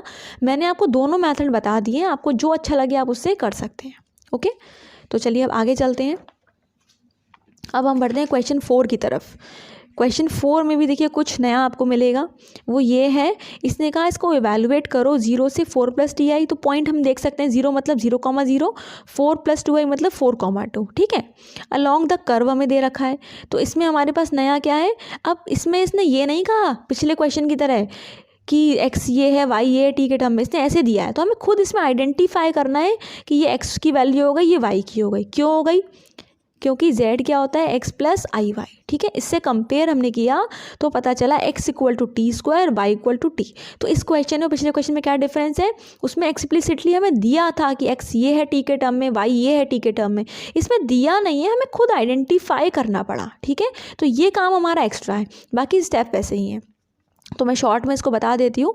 एक्स वाई जब आ गए तो अब हमें क्या पता चला, लिमिट निकालनी है, ठीक है। एक्स और वाई आ गए तो dx तो निकाल ही लेंगे हम, यानी शायद इसमें लिखा नहीं है, तो dx क्या आ जाएगा 2t dt, यहाँ लिख दिया है नीचे, और dy कितना आ जाएगा, dy आ जाएगा dt, है ना। तो सब कुछ t में आ गया। इंपॉर्टेंट है t की लिमिट क्या है, तो पिछले क्वेश्चन की तरह कर लें कि जिसमें x कोऑर्डिनेट क्या है 0 है और यहाँ 4 है, तो जब x 0 होगा इसमें रख दें तो t की वैल्यू 0 आ जाएगी। फिर दूसरा है 4, तो जब इसमें 4 रख देंगे तो t की वैल्यू 2 आ जाएगी, ठीक है। -2 को इग्नोर कर देंगे बिकॉज इंक्रीजिंग वैल्यू मिलेगी हमें, अपर लिमिट तो बड़ा ही होगा 0 से। फिर सारी वैल्यूज़ आ गई, तो इस तरह से हम कर लेंगे। बस इसको और देख लीजिए, इसमें z बार दिया है।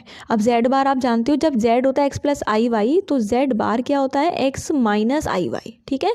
तो z हमें ये दिया था, तो z बार क्या हो जाएगा, i की जगह -i आ जाएगा, तो z बार हो गया t² - it, ठीक। तो अब क्या किया हमने, फंक्शन में z बार की वैल्यू पुट कर ली, dz की वैल्यू पुट कर ली, और t की वैल्यू लिमिट भी हमने पुट कर ली 0 से t और 2, और इसको इंटीग्रेट कर लिया, ठीक। तो इसमें नया क्या था, x और y हमने खुद देखा और फिर इसकी लिमिट निकाली, ये हमारे लिए नया था, ठीक है। नेक्स्ट क्वेश्चन की तरफ बढ़ते हैं। इसमें भी कुछ नया है, देखिए इसमें क्या कह रहे हैं हम कि इवैल्यूएट करिए, इवैल्यूएट करो mod z dz along the line from z = -i to z = i। अब z = -i का क्या मतलब है, -i का मतलब क्या है 0 - 1 0 प्लस इसको ऐसे लिख लें -1i, यानी कि 0, -1 ये यहाँ पे ले आएगा, ठीक है। 0, -1 यहाँ होता है, और i का मतलब होता है 0, 1 वो यहाँ होता है। तो कह रहा है यहाँ से यहाँ तक आप इसको इंटीग्रेट करो, ठीक है। अब इसमें भी जैसे मैं हमेशा कह रही हूँ कि आपको इक्वेशन पता होनी चाहिए, इक्वेशन नहीं दी है पर हमने पॉइंट दिए हैं, तो पॉइंट हम लोकेट करके हम आइडेंटिफाई कर लें कि हमारी इक्वेशन क्या है, ठीक है। तो ये कहाँ पे है, ये आपका वाई एक्सिस पे, वाई एक्सिस की इक्वेशन क्या होती है, x = 0, या ये देख लें कौन सा कोऑर्डिनेट फिक्स है इसमें, x का कोऑर्डिनेट फिक्स है और कितना फिक्स है 0। तो इक्वेशन क्या मिल गई हमें, x = 0, x 0 हो गया तो dx 0 हो गया, ठीक। तो लिमिट किसकी मिलेगी, y की, तो y कहाँ से कहाँ तक है, -1 से 1 तक, तो y की लिमिट हो गई -1 से 1, ठीक है। अब dz चाहिए, तो dz क्या होता है, dx + i dy, dx 0 है तो ये क्या बन गया, i dy हो गया, ठीक है। अब हमें इसे इंटीग्रेट करना है। अब फंक्शन क्या दिया है हमारा, देखिए mod z, तो mod z क्या होता है, इसको अलग से लिख लिया हमने। mod z मतलब z होता है x + iy, इसका mod, और x देखिए 0 है तो x की जगह 0 रख दिया, तो क्या बन गया mod iy। इसको हम ऐसे ब्रेक कर सकते हैं, ये होता है प्रॉपर्टी होती है इसकी mod की, तो ये हो जाएगा mod of i और mod of y, ठीक। अब बात आती है mod of i कितना होता है ना, तो mod of i होता है आपका 1। mod i क्या होता है, 1। क्यों होता है, इसका मैं रीज़न बता देती हूँ। देखो जब हम x + iy हो और इसका mod निकालें तो ये क्या आता है, √x² + y², ठीक है। मतलब रियल पार्ट का स्क्वायर प्लस इमेजिनरी पार्ट का स्क्वायर। अब हमारे पास तो mod i है, तो mod i का मतलब है 0 + 1i, ठीक। तो 0 + 1i का मतलब 0 का स्क्वायर करेंगे प्लस जो यहाँ पे इमेजिनरी पार्ट है 1, इसका स्क्वायर करेंगे, तो अंडर ये तो 0 है, 0 में 1 ऐड करें तो 1, √1 क्या होता है 1, तो इसलिए mod i क्या होता है 1, ठीक है। तो इसकी वैल्यू 1 हो गई, तो ये कितना आ गया mod y, तो mod z किसके बराबर आ गया, mod y के, ठीक है। अब जब हम इसको इंटीग्रेट करने जा रहे हैं तो क्या करें, y के रेस्पेक्ट में कन्वर्ट हो चुका है, तो mod z की वैल्यू तो mod y हो गई, dz की वैल्यू i dy हो गई, तो ये y में कन्वर्ट हो गया, और y की लिमिट कहाँ से कहाँ तक है, -1 से 1, तो वो लिख लिया हमने लिमिट -1 से 1, ठीक है। अब यहाँ mod y है, y नहीं है, y होता तो सीधे इंटीग्रेट कर देते, y² 2 आता, लेकिन mod y है, तो mod y की जगह अब हमने क्या लिखा, देखो mod फंक्शन ऐसे डिफाइंड होता है, मैं आपको बता दूँ, जैसे mod x होता है ना, तो mod x क्या होता है, x when x is greater than or equal to 0 और -x when x is less than 0। हमेशा याद रखना mod फंक्शन इस तरह से डिफाइन होता है, ठीक है। जब पॉजिटिव होगा तो x होगा, नेगेटिव होगा तो माइनस x होगा, ठीक है, क्योंकि जब x नेगेटिव होता है तो माइनस लगाते रहे ताकि वैल्यू पॉजिटिव मिल जाए। तो मॉड फंक्शन हमेशा ऐसे डिफाइंड होता है। तो लेकिन अब यहाँ पे क्या लिखा है, -1 से 1, तो हमने क्या किया, इसको दो पार्ट्स में ब्रेक किया, -1 से 0 और फिर 0 से 1। क्यों ऐसा किया, क्योंकि मॉड फंक्शन का नेचर अलग है, पॉजिटिव पे x है और नेगेटिव पे -x है, तो इसलिए 0 के अबाउट हमने इसको दो पार्ट्स में ब्रेक कर दिया, -1 से 0 और 0 से 1। तो जब हमने -1 से 0 किया तो -1 से 0 यानी कि नेगेटिव होगा, तो नेगेटिव में इसकी वैल्यू कितनी होती है, मॉड x होता है -x, तो मॉड y क्या हो जाएगा, -y, ठीक है। फिर पॉजिटिव में ये मॉड x होता है, तो मॉड y हो जाएगा कब, पॉजिटिव, यानी कि 0 से 1, ठीक है। तो पॉजिटिव में क्योंकि x होता है मॉड x, तो हमने पॉजिटिव वाले में मॉड y को y लिखा, नेगेटिव में -x हो जाता है ये, तो यहाँ नेगेटिव में, यहाँ नेगेटिव है ना -1 से 0 में, तो नेगेटिव वाले रीजन में हमने क्या किया, मॉड y की जगह -y रखा। तो ये आपको ध्यान रखना, ये आपके लिए नया है इस टाइप का क्वेश्चन, तो ध्यान रखिएगा। अब हमें इसे इंटीग्रेट करना है, तो i को तो बाहर कर दिया, माइनस को बाहर कर दिया, y का इंटीग्रेशन y²/2 हो गया, लिमिट लगा दी -1 से 0, इसमें i बाहर चला गया, y का इंटीग्रेशन किया, लिमिट लगा दी 0 से 1, फिर इसको सिंप्लीफाई कर दिया लिमिट लगा के, तो आंसर आ गया आपके पास i, ठीक है। तो इस क्वेश्चन में हमने नया ये सीखा कि अगर हमारे पास मॉड z टाइप का फंक्शन दिया होता है तो उसको हम किस तरह से इंटीग्रेट करते हैं, कैसे डिवाइड करते हैं, कैसे मॉड फंक्शन डिफाइन होता है, मॉड i क्या होता है, ये कुछ टर्म्स थे जो कि आपके लिए इस क्वेश्चन में नए थे, ठीक है। तो आप उसको ध्यान से एक बार समझ के खुद करके देख लीजिएगा, ठीक है। आगे चलते हैं नेक्स्ट क्वेश्चन की तरफ। देखिए इसमें बस थोड़ा सा ये पाथ अलग है, वरना इस टाइप का हम कर चुके हैं। तो इसमें कहा जा रहा है इवैल्यूएट करो integration mod z² dz around the square with vertices 0 0 1 0 1 1 0 1। क्या मतलब हुआ इसका, देखो मैंने आपको बताया था अगर ऐसा सिंबल लगाओ तो मतलब क्लोज्ड पाथ की बात हो रही है। तो क्लोज्ड पाथ क्या है, ये पॉइंट्स हमें दे रखे हैं, हमने पॉइंट्स को लोकेट कर लिया यहाँ पे। अब इसने कहा इसको इस अराउंड द स्क्वायर, मतलब पूरे स्क्वायर यानी कि चारों के अलॉन्ग हमें इसे इंटीग्रेट करना है। तो मैंने पॉइंट को लोकेट किया, नाम दिया ABCD, ठीक है। तो पहले अलॉन्ग AB करें, फिर BC, फिर CD और फिर DA। तो क्या किया हमने, पहले फंक्शन देख लें क्या है, मॉड z² क्या है, मॉड z² होता है x² + y², ठीक है, क्योंकि मॉड z ये होता है ना √x² + y², दोनों तरफ स्क्वायर करेंगे तो ये आ गया, dz ही होता है ये। अब मैं आपसे बार बार कहती हूँ कि कर्व देखें, तो कर्व किसके अलॉन्ग देखें, किसी पाथ के, मतलब कर्व की इक्वेशन देखें। तो कर्व क्या, पहले हम बात करें AB की, तो अलॉन्ग AB अगर हम बात करें तो इसकी इक्वेशन क्या होती है, x एक्सिस की y = 0, तो y 0 आ गया, dy 0 आ गया, x का वेरिएशन 0 से 1 हो गया, dz निकाल लिया हमने, है ना, और फंक्शन में पुट कर दिया। तो मॉड z² क्या होता है आपका, ये x² + y², और हम जान रहे हैं कि यहाँ पे y 0 है, तो y 0 हो गया, तो x² बच गया, x की लिमिट हमारी 0 से 1 हो गई, तो उसे इंटीग्रेट कर लिया। फिर BC को देखा, तो जब इस BC वाले पाथ को देखा तो हमें यहाँ पे की क्वेश्चन क्या मिल गई, x = 1, तो जब x = 1 मिल गई तो dx 0 हो गया। फिर dz निकाल लेंगे आप, y की लिमिट 0 से 1 है, इंटीग्रेट कर लेंगे। ऐसे ही C से D करेंगे, तो थोड़ा सा यहाँ ध्यान रखिएगा कि यहाँ पे क्या है, y तो 1 फिक्स है, लेकिन अब हम उल्टा जा रहे हैं, तो x की लिमिट क्या हो जाएगी, 1 से 0, क्योंकि हम यहाँ से यहाँ जा रहे हैं, ठीक है। तो x क्या लिखा है मैंने, 1 से 0, ठीक है। बाकी मेथड सेम है, आप करके देख लीजिएगा। फिर जब हम D से A जाएंगे तो अब हम उल्टा जा रहे हैं, इसकी इक्वेशन क्या हो गई आपकी, x = 0, वेरिएशन किसका है, y का है, लेकिन y अब क्या हो रहा है, 1 से 0 हो रहा है, ना कि 0 से 1, ठीक है ना। तो हमने लिमिट क्या लगाई है, 1 से 0। तो बस आपको लिमिट ध्यान से लगानी है और इसको इंटीग्रेट करना है। पूरे स्क्वायर के लिए पूछा है, तो चारों का जो आंसर आएगा हम उनको निकाल के ऐड कर लेंगे, तो फाइनल आंसर आप देखेंगे ये आ जाएगा -1 + i, ओके। तो इस क्वेश्चन में नया ये था कि आपके पास क्लोज्ड पाथ वाला ये फर्स्ट क्वेश्चन था, और हमने इसको चारों पाथ के अलॉन्ग, चारों ये जो सेगमेंट्स इनके अलॉन्ग इंटीग्रेट करके आंसर को ऐड कर लिया, ठीक है। तो हमें कंप्लीट लाइन इंटीग्रल मिल गया। अब देखो, अब हम अभी तक हमने जो क्वेश्चंस किए या तो वो लीनियर पाथ थे, या उसमें हमारे पास y = x² या इस तरह की इक्वेशंस दे रखी थी, है ना, पैराबोलिक वाले में। अब जो क्वेश्चन करेंगे उसमें ऐसा नहीं है, उसमें सर्कुलर पाथ की बात हो रही है। तो देखो आपको क्वेश्चन क्या दिया हुआ है, evaluate the integral this where c is the arc of the circle mod z = 2 from θ = 0 to π/3। तो इसका क्या मतलब है कि पहली बात हमें सर्कुलर पाथ की बात हो रही है। सर्कल मॉड z = 2 का क्या मतलब है ये मैं आपको बता दूं, पहले इन जनरल समझ लीजिए। देखिए आपके पास अगर ऐसी इक्वेशन है मॉड z - a = r, तो इसका मतलब क्या है कि जो a है यहाँ पे, a क्या है, सेंटर है, और r जो है वो क्या है, रेडियस है। ठीक है, तो mod z minus a equal to r अगर लिखा है तो ये सेंटर होता है, ये रेडियस होता है। ठीक, दूसरी बात यहाँ पे एक और चीज़ बता दूँ, आगे क्वेश्चंस में भी मैं यूज़ करूँगी, वो ये कि जब ये है तो हम इसको ऐसे लिखते हैं z minus a equal to r e की पावर आई थीटा। ठीक है, जब मॉड z माइनस ए है तो ये अंदर वाली term z minus a as it is equal to यहाँ आ जाता है आर ई की पावर आई थीटा।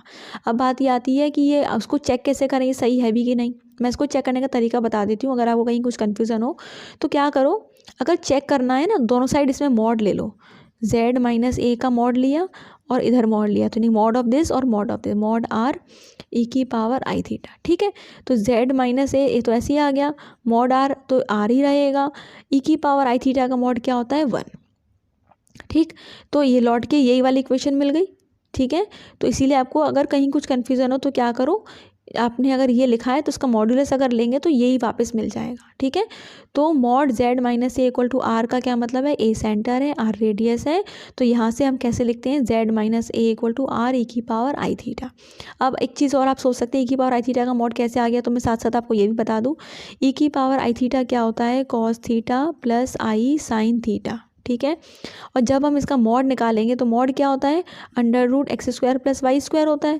तो जब यहाँ मॉड निकालेंगे तो रियल पार्ट का स्क्वायर कॉस स्क्वायर थीटा, फिर इमेजनरी पार्ट यानी वाई इसका स्क्वायर यानी कि साइन का स्क्वायर साइन थीटा का स्क्वायर साइन स्क्वायर थीटा, और cos square theta plus i square theta क्या होता है, 1, तो इसका क्या आ गई वैल्यू 1।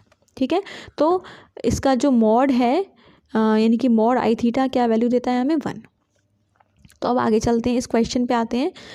तो इसने हमें इक्वेशन क्या दी है, पहली बात मॉड z इक्वल टू 2 है ना, तो यहाँ पे माइनस ए होता है वो सेंटर होता है, तो यहाँ पे कुछ है ही नहीं माइनस में, तो कुछ नहीं है, इसका मतलब है 0 है, तो मॉड z माइनस 0 टाइप का है ये, तो 0 क्या हो गया, इसका सेंटर हो गया। ठीक है, और 2 क्या हो गई, इसकी रेडियस हो गई, ये 2 जो है इसकी रेडियस हो गई, 0 जो है वो सेंटर हो गया। तो मॉड z इक्वल टू हमें क्या दिया है, 2। ठीक है, हमें दिया है मॉड z इक्वल टू 2, तो z इक्वल टू हम क्या ले लेंगे इसी के अकॉर्डिंग, मैंने कहा था जो अंदर लिखा हो पहले तो वही लिख लो, अगर z माइनस ए है तो z माइनस ए लिखो, खाली z है तो z लिखेंगे, इक्वल टू 2 ई की पावर आई थीटा, जो मैंने यहाँ लिखा है। ठीक है, ध्यान करने का क्या तरीका है, फिर से बताती हूँ, मॉड z इक्वल टू 2 है तो आप क्या लिखेंगे, अंदर जो मॉड क्या है वो लिखेंगे, इक्वल टू 2 जो सामने दिया है वो लिखेंगे, और ई की पावर आई थीटा लिखेंगे। ठीक है, फिर तो ये हमने लिख लिया, तो z हमें पता चल गया, तो dz निकाल लिया, इसको डिफ्रेंशिएट किया तो ये dz हो गया 2, इसको डिफ्रेंशिएट किया तो क्या आ गया, आई ई की पावर आई थीटा डी थीटा। अब थीटा यहाँ वेरिएबल है तो हमें थीटा की लिमिट चाहिए, और वो इसने ऑलरेडी इस क्वेश्चन में दे रखी है कि 0 से π/3, तो थीटा हो गया 0 से π/3। अब पुट कर दें तो इंटीग्रेशन देखो, ये इंटीग्रेशन था, z स्क्वायर की जगह वैल्यू रख दी हमने, z ये था 2 ई की पावर आई थीटा, तो इसका स्क्वायर हो गया, और dz की वैल्यू ये थी तो हमने रख दी, तो ये क्या बन गया, ये 8 आई बाहर आ गया, और ई की पावर 3 आई थीटा डी थीटा। इसका इंटीग्रेशन करेंगे तो क्या आ जाएगा, ई की पावर 3 आई थीटा अपॉन 3 आई। क्यों आया इंटीग्रेशन, इसका रूल बता दूं आपको, ई की पावर ए एक्स का जब इंटीग्रेशन करते हैं तो क्या आता है, ई की पावर ए एक्स अपॉन ए। ठीक, अब ये तो डेफिनेट इंटीग्रेशन है तो इसमें प्लस सी भी नहीं आएगा, सीधे ही आएगा, तो कांस्टेंट नीचे आ जाता है। तो ई की पावर 3 आई थीटा को किया तो कांस्टेंट क्या है, 3 आई है, तो 3 आई नीचे आ गया, और आई से आई कैंसिल हो गया तो 8/3 बचा, और ई की पावर 3 आई थीटा बचा। अब ई की पावर 3 आई थीटा को क्या लिखेंगे, कॉस 3 थीटा प्लस आई साइन 3 थीटा।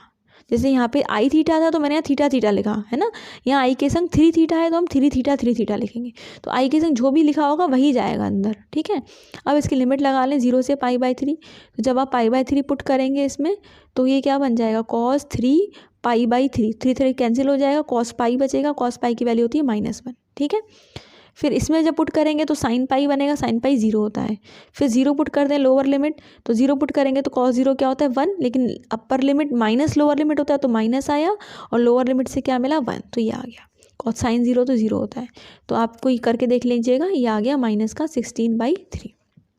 ठीक है, तो इस क्वेश्चन में हमने ये सीखा कि अगर हमारे पास पोलर कोऑर्डिनेट्स में हमारे पास क्वेश्चन है, मतलब सर्कुलर पाथ वाला क्वेश्चन है, तो हम उसको ऐसे दिया है मॉड z इक्वल टू 2, तो हम क्या लिखेंगे, अंदर वाला पार्ट लिखेंगे एज इट इज़, जैसे ये z लिखा, और यहाँ जो सामने लिखा है नंबर वो लिखेंगे, और ई की पावर आई थीटा लिखेंगे। ठीक है, z मिलेगा, dz निकालेंगे और पुट कर देंगे, और थीटा हम लिमिट निकाल लेंगे या दी हुई होगी, तो यहाँ गिवन थी। अब देखो नेक्स्ट क्वेश्चन हम करेंगे, क्योंकि कई बार लिमिट नहीं दी होती, आपको खुद ही लिमिट निकालनी होती है। तो अब देखो नेक्स्ट क्वेश्चन की तरफ बढ़ते हैं।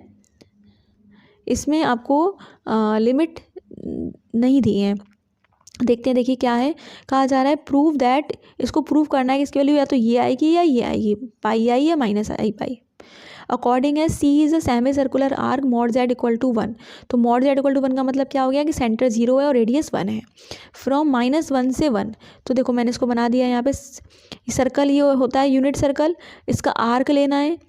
तो और कहाँ से कहाँ तक, -1 से 1, तो -1 ये पॉइंट हो गया, 1 ये हो गया। अब ये कह रहा है अबव और बिलो, मतलब अबव अगर लें तो हमें ये मिलना चाहिए, बिलो वाला पार्ट लें तो ये मिलना चाहिए। तो पहले मैंने अबव वाला पार्ट ले लिया है, यूनिट सर्कल का अबव पार्ट ले लिया है, और -1 से 1 जाना है।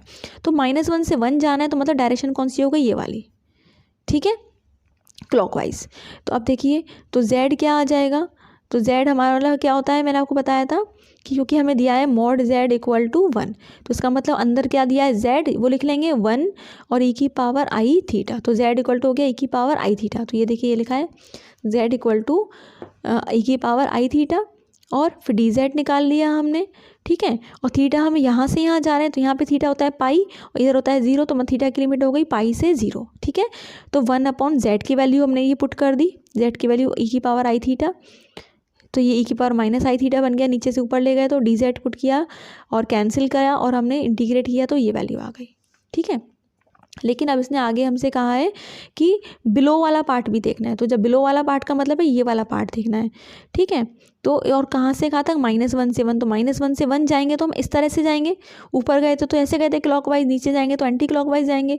अब यहाँ एंगल है हमारा पाई और यहाँ एंगल कितना हो जाएगा 2 पाई, तो ये हो जाएगा हमारी लिमिट पाई से 2 पाई। तो सिर्फ लिमिट चेंज होगी, अंदर वाला पार्ट तो वही सेम रहेगा, तो अंदर कैंसिल होकर आई बचा था, ये आई लिख दिया मैंने, इंटीग्रेट कर लें, लिमिट लगा लें, तो ये आ गया पाई आई। तो यही हमें प्रूफ करना था, ठीक है। तो ये हमारा आ गया। तो इस तरह इसमें हमने लिमिट खुद निकाली, हमने, ये हमारे लिए इसमें नया था। अब आगे बढ़ते हैं क्वेश्चन नंबर 9 की तरफ। इसमें कहा जा रहा है, देखिए कि इसको इवैल्यूएट करो, इस इंटीग्रेशन को, सी अब क्या है अपर हाफ ऑफ द, अब यहाँ पे भी अपर हाफ है लेकिन ये देखो चेंज हो गया, यहाँ दिया है मॉड z -2 इक्वल टू 3। तो इसका क्या मतलब हुआ, जैसे मैंने आपको बताया था कि अंदर वाले पार्ट को ऐसे लिखो और सामने जो नंबर है वो लिखो, फिर e की पावर i थीटा, 2 को वहाँ भेजा तो हमें क्या मिला, z की वैल्यू मिल गई 2 + 3 e की पावर i थीटा, ठीक है। तो इस केस में ये z हो गया, यहाँ पे 2 क्या था, सेंटर, 3 थी रेडियस, ठीक है। तो dz फाइंड कर लिया, फंक्शन था z - z², तो मैंने इसको भी पहले इवैल्यूएट कर लिया ताकि इजी हो जाए हमारा आगे, है ना। तो अगर आप बाद में फंक्शन में पुट करोगे तो थोड़ा सा स्टेप ज़्यादा लगते हैं, तो पहले ही मैंने इसे सिंप्लीफाई कर लिया, dz भी आ गया। अब मेन पार्ट ये है कि थीटा की लिमिट क्या होगी। तो इसने क्या कहा है हमसे, पहले अपर हाफ की बात हो रही है और इसमें देखो डायरेक्शन आपको नहीं दी है। जब क्वेश्चन में आपको डायरेक्शन ना दी हो या पॉइंट ना दिया हो, पिछले क्वेश्चन में तो उसने कहा था ना -1 से 1, तो अकॉर्डिंगली हमने डायरेक्शन देख ली, लेकिन यहाँ पे कुछ नहीं कहा है। तो देखिए, अगर ये तो मैंने ड्रॉ भी कर दिया है, तो जब डायरेक्शन ना दी हो तो आप क्या लेंगे, डायरेक्शन एंटी क्लॉकवाइज, तो लिख देंगे। तो मैंने यहाँ लिख दिया है टेकिंग एंटी क्लॉकवाइज डायरेक्शन। तो क्या लेंगे, जब एंटी क्लॉकवाइज डायरेक्शन हमने ली है और अपर हाफ ले रहे हैं, तो मैंने यहाँ से यहाँ तक ऐसे ले लिया, ये 2 सेंटर हो गया, 3 रेडियस हो गई, ठीक है। तो ये थीटा की लिमिट क्या हो गई, 0 से पाई, ठीक है। तो थीटा 0 से पाई हो गया, ये लिमिट रख दी, फंक्शन की वैल्यू रख दी, dz रख दिया, इसको इंटीग्रेट किया और लिमिट सब्स्टिट्यूट करी, तो आंसर आ गया 30, ठीक है, ये आंसर आ गया। इसी तरीके से जब हमसे कहा जाएगा कि लोअर पार्ट के लिए करो, तो देखो लोअर हाफ में सिर्फ लिमिट चेंज हो जाएगी। अगर मैंने ये ऐसे ड्रॉ किया नीचे वाला पार्ट, तो लिमिट क्या हो जाएगी, पाई से 2 पाई, और अंदर वाला पार्ट तो सेम रहेगा। तो मैंने क्या किया, ये सब तो सेम रखा, बस यहाँ चेंज कर दिया लिमिट में, यहाँ कर दिया पाई से 2 पाई, बाकी सब कुछ तो सेम रहेगा। तो ये पार्ट रख के लिमिट लगा दी और आंसर आ गया -30, ठीक है। तो इस तरह से हम, अगर हमारे पास डायरेक्शन का नहीं पता तो हम इसको एंटी क्लॉकवाइज लेके कर लेंगे और हमारा लाइन इंटीग्रल की वैल्यू आ जाएगी। अब हम एक लास्ट क्वेश्चन की तरफ बढ़ते हैं, क्वेश्चन नंबर 10। देखिए क्वेश्चन नंबर 10 क्या है, इसमें कहा जा रहा है इसको इवैल्यूएट करो, सी दिया है upper half of the circle mod z equal to 2। थोड़ा उसी टाइप का है, बस यहाँ पे ये फंक्शन अलग है, तो ये मैंने इसलिए लिया ताकि आपको और बेटर इसमें कॉन्फिडेंस आ सके इस तरह के क्वेश्चंस के लिए। और इसमें एक्चुअली इसके 3 पार्ट हैं, हाफ सर्कल मतलब अपर हाफ, लोअर हाफ और कंप्लीट सर्कल का भी क्वेश्चन है। तो थोड़ा नया ये है कि इसमें कंप्लीट सर्कल की भी बात हो रही है। तो पिछले क्वेश्चन की तरह हम कर लें, मॉड z इक्वल टू 2 है तो z क्या आ जाएगा, ये z लिखा, 2 लिखा और e की पावर i थीटा, तो z पता चल गया, dz आ गया। फंक्शन जो दे रखा था हमारे पास, हमने वैल्यू पुट कर दी z की, तो ये सिंप्लीफाई होकर ये आ गई। ठीक है, dz हम निकाल चुके हैं, तो फंक्शन में पुट कर देंगे, बस मेन चीज़ है थीटा क्या होगा। तो इसने क्या कहा है हमसे, अपर हाफ ले लो इसका, लेकिन किस डायरेक्शन में, क्लॉकवाइज डायरेक्शन में। अब यहाँ अच्छी बात ये है कि डायरेक्शन दे रखी है, तो हमने अपर हाफ लिया और क्लॉकवाइज का मतलब हमें ऐसे जाना है, तो यानी कि पाई से 0 जाना है। तो मैंने क्या लिखा, थीटा है पाई से 0। ठीक है, तो पाई से 0 लिया, इंटीग्रेट किया, लिमिट लगाई। लिमिट लगाने के बार बार याद रखिएगा, जैसे मैंने पिछले क्वेश्चंस में किया था कि ई की पावर आई थीटा है तो उसे लिखेंगे कॉस थीटा प्लस आई साइन थीटा। यहाँ अगर 2 थीटा होता तो अंदर 2 थीटा था। ठीक है, और फिर लिमिट पुट कर देंगे, तो इसका आंसर मिला हमें 8 - 3 आई पाई। फिर इसी में इसने कहा था कि आप लोअर हाफ लेके दिखाओ, लोअर हाफ लो और वो भी एंटी क्लॉकवाइज डायरेक्शन। तो क्या होगा, जब लोअर हाफ का मतलब फिगर से समझ लें, ये लोअर हाफ, ये वाला पार्ट लेना है, और एंटी क्लॉकवाइज डायरेक्शन मतलब ये, तो लिमिट क्या होगी यहाँ पाई से 2 पाई तक, तो लिमिट हो गई पाई से 2 पाई। तो बस हमने बाकी सब तो सेम ही रहेगा, सिर्फ ये वाला ले लिया, ये पार्ट लिख के लिमिट चेंज कर दी, तो ये पार्ट लिखा, लिमिट चेंज करी, पाई से 2 पाई, आंसर आ गया 8 + 3 पाई। ओके, अब नेक्स्ट इसने कहा था कि आप लो इस कंप्लीट सर्कल, वो भी एंटी क्लॉकवाइज डायरेक्शन। तो जब हम कंप्लीट सर्कल, मान लो ये पूरा सर्कल अगर हम बना लें और एंटी क्लॉकवाइज डायरेक्शन में जाएं, इसका मतलब लिमिट क्या होगी, 0 से लेके 2 पाई। तो जो लास्ट वाला पार्ट है आपका, इसमें सिर्फ क्या हो गया, लिमिट चेंज हो गई थर्ड में, मतलब इसमें थर्ड पार्ट में लिमिट क्या हो जाएगी हमारी, यहाँ पे 0 से लेकर 2 पाई। ठीक है, थीटा हो गया 0 से 2 पाई। तो मैंने क्या किया, ये वाला पार्ट टर्म फिर से लिख ली और लिमिट लगा दी 0 से 2 पाई, तो इसका आंसर आ जाएगा 6 पाई आई। तो आप इसको अच्छे से करके देख लीजिएगा। ओके, अब मैं आपको कुछ प्रॉब्लम्स इसकी दिखा देती हूँ, 1 मिनट।